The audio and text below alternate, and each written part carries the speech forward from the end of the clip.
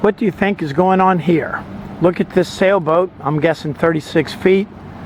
Got this big visqueen bubble all around it with these air filters. And here's the Cluth, this big trailer here. Eco Strip, coating and removal specialist. So what they've probably done is they're working on a blister job where they've actually peeled the boat, the underwater part of the hull. They've peeled it with a planer, like a wood planer, an electric planer, got all the gel coat off, and then they've come back with this big blaster. I want to ask you to think about sand blaster, but they don't actually use sand. It's too abrasive. But they've used the blaster to remove all of the loose fillings and fiberglass strands when the boat was peeled with the electric planer.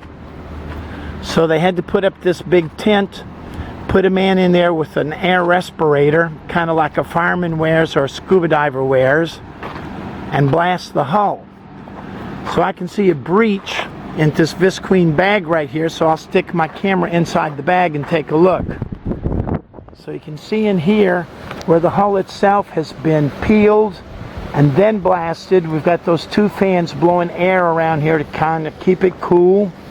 It's been raining like crazy here in Florida for the past 6 weeks, so they put up this tent to keep the rain off of it. And there you can see where the metal keel is bolted into the fiberglass hull.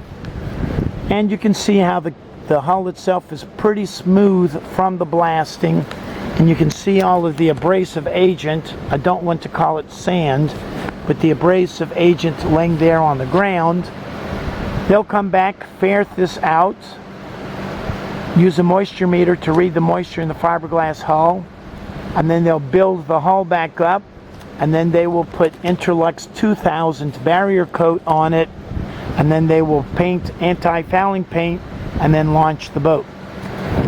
So if you're buying an older boat and it has blisters, make sure you know how much it may cost you to do a blister repair before you buy the boat. This is a major event which also takes a long time, a month to 3 months or longer.